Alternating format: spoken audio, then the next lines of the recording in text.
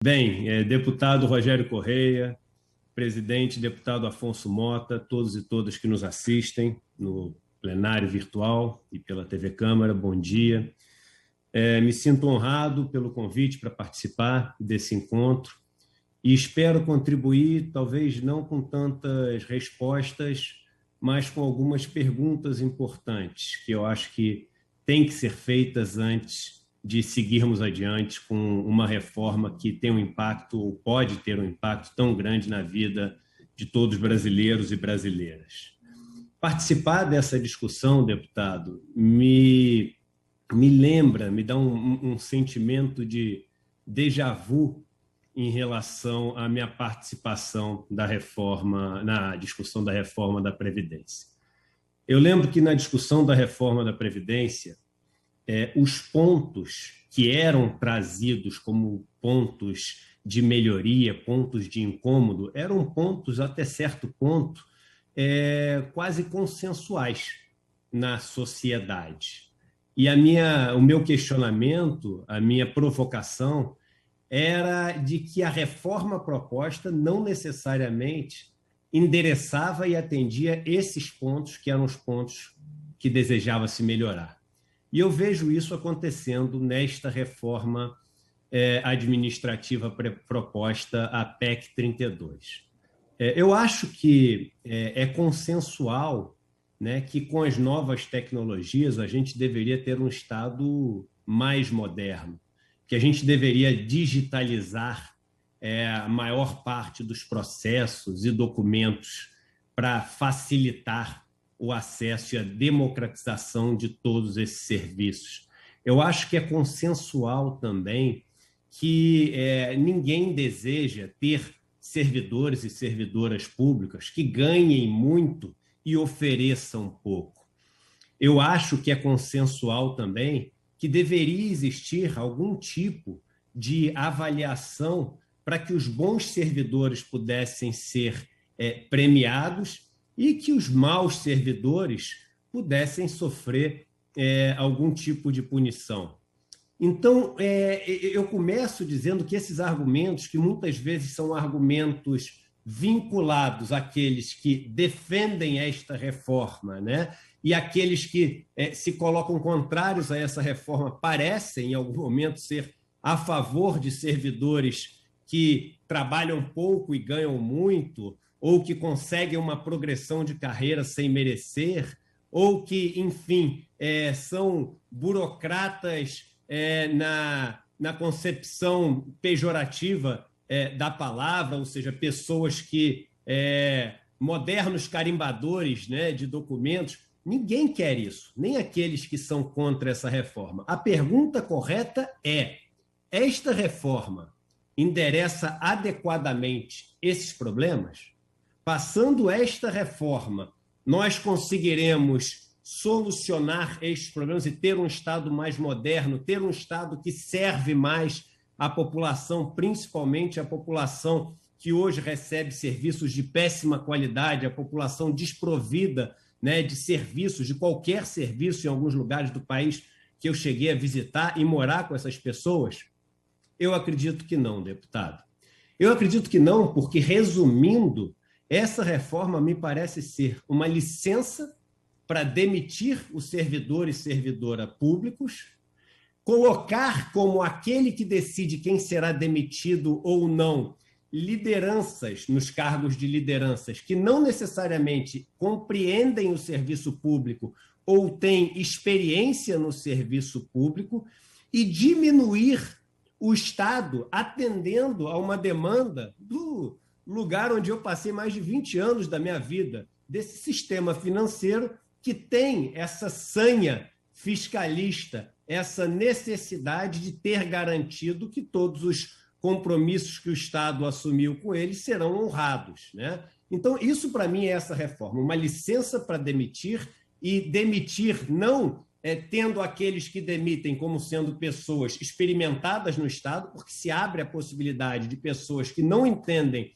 nada das carreiras ou não entendem nada, enfim, do aparato público, do aparato estatal, que possam exercer essas funções. E não me parece à toa também, eu acho que é o tema de hoje, falar de saúde e educação, que estejam sendo discutidos esses vouchers para a educação e para a saúde.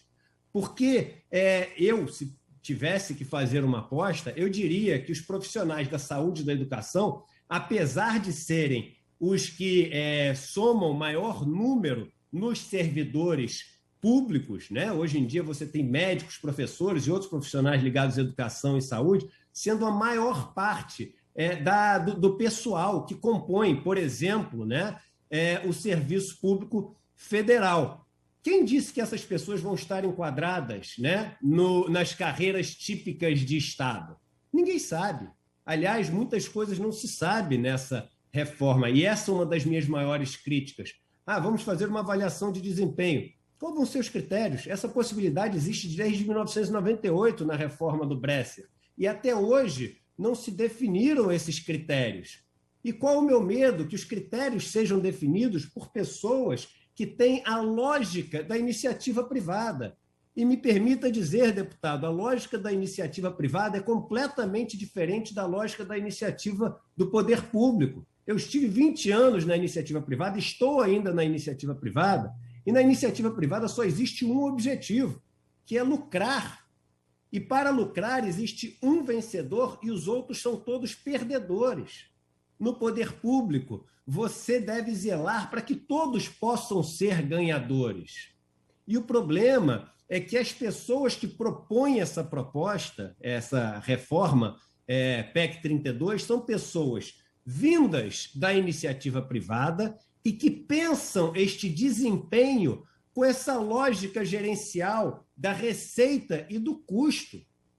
E veja qual o grande perigo. O grande perigo é que, nesta lógica, para atender esses interesses fiscalistas e dando poder a pessoas que vêm da iniciativa privada de demitir e extinguir cargos, autarquias, etc., isso é dado ao presidente da República na reforma, você diminua esses serviços prestados à população, os serviços de educação e saúde, imediatamente depois surja com esses vouchers e você vai criar dois tipos de cidadãos. Você vai criar um cidadão que tem que se servir de 100, 200, 300 reais de vouchers de educação e de saúde para poder ser atendido em fast foods, né, de educação e saúde, ou seja, ter ali um médico ou um professor que aceitem, né, trabalhar para essas pessoas que pagam pouco e os bons profissionais de saúde estarem me atendendo o senhor, atendendo as deputadas presentes, as pessoas que estão aqui que podem usar destes serviços, que são serviços mais caros. Hoje, uma pessoa que não tem condições financeiras de pagar um plano de saúde, ela pode ser atendida por um ótimo médico ou uma ótima médica. Ele pode ter um ótimo professor ou uma ótima professora. E aí o meu segundo questionamento em relação a essa reforma. Se esta reforma visa tanto melhorar o serviço público, em qual artigo da reforma está essa preocupação com a valorização dos bons servidores públicos atuais, que acredito eu sejam a maioria? Onde nessa reforma os professores da rede municipal do Nordeste, que ganham 2, 3 mil reais, eles estão sendo beneficiados? Onde nesta reforma existe uma preocupação para o treinamento, está em uma linha de um parágrafo, de um artigo, a preocupação com treinamento? Onde está essa preocupação em qualificar o servidor público? Pelo contrário, eliminam-se as escolas de governo que cumprem um papel tão importante de treinamento. Não existe a preocupação com o treinamento, com a qualificação dos servidores públicos. A questão da obsolência, tão utilizada, porque existem até hoje datilógrafos. Na reforma de 98, está contemplada também essa possibilidade, as pessoas que passaram por concurso, não são quaisquer pessoas, e que hoje ocupam cargos que estão obsoletos, elas devem ser treinadas, receber proporcionalmente enquanto são treinadas e ser aproveitadas em outras funções. Todas essas possibilidades já existem de adequar as pessoas que estão obsoletas, treinar essas pessoas, de avaliarem desempenho. Nada disso precisaria de uma mudança no texto constitucional. É por isso que eu chamo a atenção. O objetivo dessa reforma não é qualificar o servidor público. O objetivo dessa reforma não é servir melhor a população mais pobre. O objetivo dessa reforma é diminuir o serviço público. E digo mais, repito, eu faço uma aposta pessoal que o objetivo é diminuir especificamente essas duas áreas de educação e saúde e jogar essas áreas para a iniciativa privada, fazendo com que essas pessoas mais pobres não tenham mais acesso aos bons médicos e bons professores, tenham acesso aos médicos que servirão esses vouchers, que a gente sabe. Meus amigos mais capacitados na escola se formaram nas melhores universidades e foram fazer o serviço público. Aliás, outra falácia propagada dizendo que as pessoas passam, elas querem fazer concurso, para você ver como servidor público a pessoa não sabe direito o que quer fazer. Eu entrei no mercado financeiro para ganhar dinheiro. Eu também não sabia o que eu queria fazer. Eu tinha 18 anos de idade, 19 anos de idade.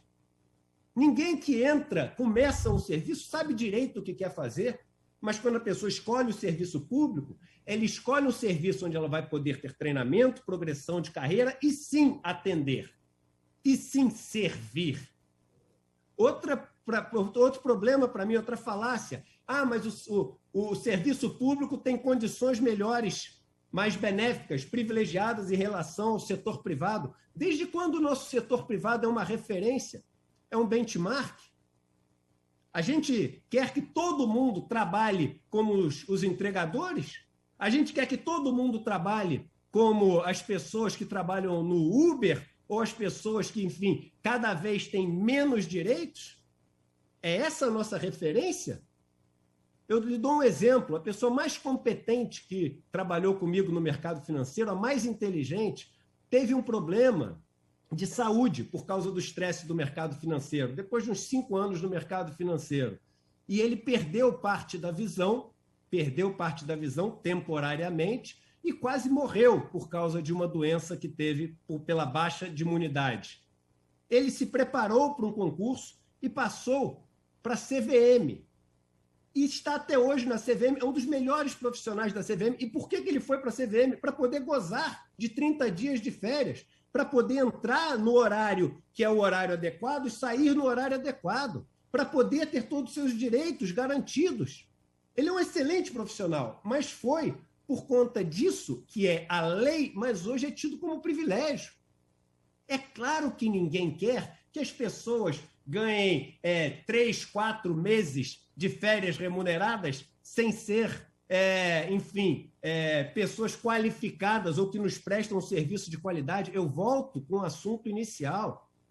Os argumentos são consensuais, mas esta reforma não é feita para atender esses argumentos. Essa reforma é uma reforma feita para cortar o Estado, entregar essa demanda de serviços, porque a demanda não muda, as pessoas seguem doentes, seguem precisando ter educação, seguem precisando aprender, seguem precisando ter um advogado, seguem precisando ter tudo isso que o serviço público hoje oferece a elas. Só que isso vai ser shiftado, isso vai ser transladado, isso vai ser mudado para a iniciativa privada, que é essa que já tem uma solução pronta, essa solução dos vouchers e outras soluções.